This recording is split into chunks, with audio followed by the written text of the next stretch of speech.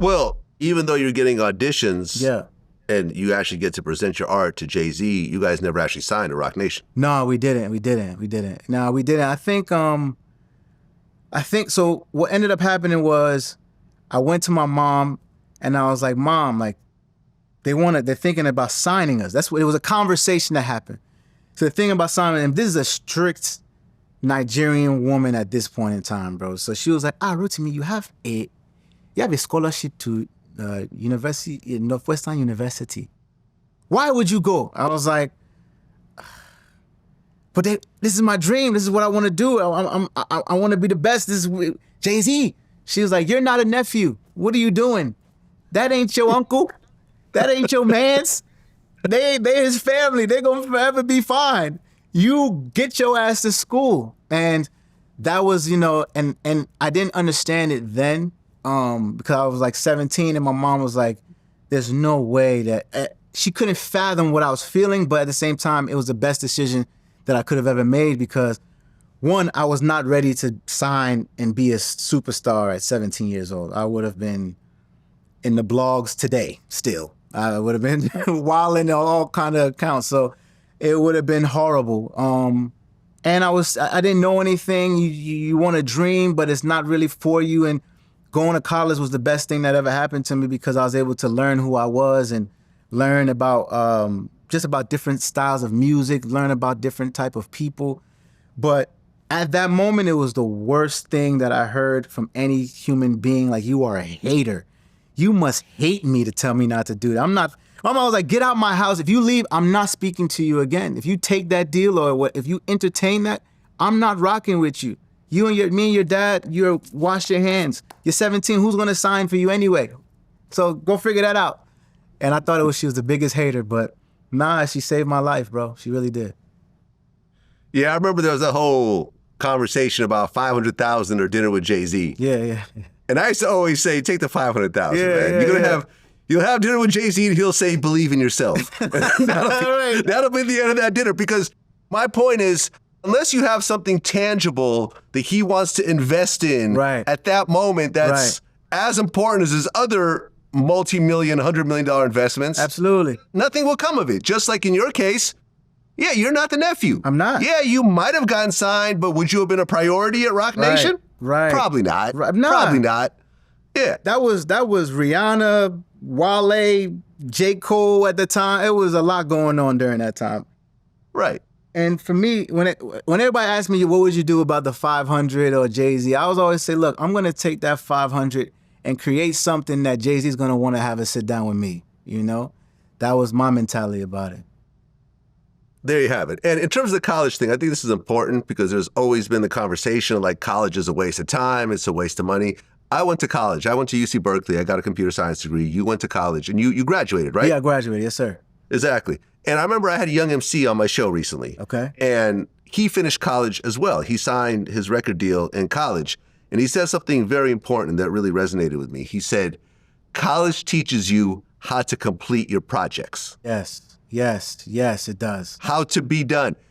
There's lots of people out there that have great ideas that'll start real strong, but they don't have the discipline to actually finish it. Yeah. In college, 4 years, you learn how to finish. You learn whatever it takes. I have to finish. I'm going to have a midterm. I'm going to have a final. Yeah. I have this project that needs to be turned in. This isn't high school. I'm not living with my parents. I'm on my own. Yeah. I have to juggle finishing school and supporting myself. Yeah. I will tell you the most important thing that my college degree did for me, and I bet that your college degree did for you, is that it teaches you how to finish. Yes. How to actually finish. Exactly. Doesn't have to finish perfectly. Doesn't have to finish it. Just finish. Yes. Finish, get through it. You have all your arms and legs. Go on to the next thing. Exactly. Oh, it doesn't feel perfect. Doesn't matter. Finish. And I think that a lot of successful people that went to college, that's what they learned. Not so much the skill, because you said you don't really remember much from college. Nah. But you probably did remember how to finish projects. Absolutely. I remember, I always told myself college is about the hands you shake, not the classes you take. You know what I mean? It's about the people you meet. But again, I got to give credit to my parents, man, because they prepared me for college as a high school kid. So when I was in high school, my mom had me multitasking. So I was playing the violin, I was playing the piano, I was in gospel choir, I was captain of the varsity basketball team.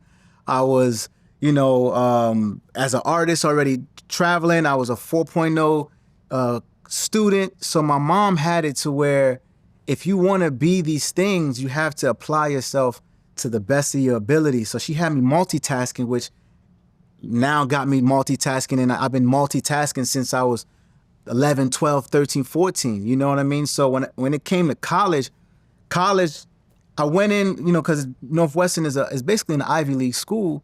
So you go in with different mindset of okay, I'm 17 years old. I'm from, a place where, it's inner city, but it's a mixture of a melting pot. And what do I want to get from it? And for me, it was, okay, I want to learn rock and roll. I want to learn how to connect with Indian people, white people, Asian people, because this is going to be the real world. So let me learn as an early pup, like what's going on in college. So then it was, I'm one of the few black kids. So it's like, all right, well, you got to do your work. How hungry are you with this music stuff? So now I got to literally take the train to the city and be a part of every open mic possible, bro. And try to get my name in this new city as a young kid, everybody trying to, sway you in different ways. But it was like, this is what I wanted to do. Acting or anything wasn't the mindset. It was always music. So I'd skip class and stand at the corner and make these mixtapes and sell them while I was on campus, just because it was like, I want everybody in my demographic to know who I was. So then I was selling white tees, I was selling fake Air Force Ones. I was doing everything to fund my life, and it was the hustler mentality from there, and again, winning the talent shows and all that stuff. But school personally wasn't for me. It was more about the experiences of like, how bad do you want to be lit? I was in a new state, so I was in Chicago. I'm from Jersey, so in Chicago, it's cold. How are you gonna handle this adversity when you're away from your family? You don't really know anybody. What type of friends work with you? Who do you want to record with? How bad do you want this? And there'll be times where from the money that I got from selling Air Force Ones, I'd pay the janitor to let him keep the studio in the music department open so I can record my mixtape, And so it was just, how bad do you want it? And learning how to somewhat produce a little bit and learning how to kind of record yourself because no one else was there to help you. But, it was an experience, bro. And yeah, college was the best thing that happened to me. If I would have been signed at 17, I would have crashed out because I didn't know what it took to be a man. I didn't know what it would take to be an artist. I didn't know what it would take to even know who I was, And so, yeah, again, another situation where it was fight or flight and just figuring it all out. And yeah, I think Northwestern changed my life because it was the first time that I really had to depend on my decisions. And I feel like a lot of people don't have that accountability, today. So I think it was learning, okay, you're going to start something, like you said, start something, you got to finish it, bro. You got to finish it. You got to see it through. Even if it's failure, you got to finish it and see it through because you don't know what's going to come of it. It might look failure to you, but somebody else is going to pick it up and say, yo, this is lit. Like, so I remember going to college, going to school, and again, going back to it's not about the classes you take, it's about the it's about the handshakes you make. It's like I met a lot of people that today are part of Google, a part of different things that because of that relationship, we're able to make some money together, very recently. So yeah, it was definitely needed, man. It definitely was.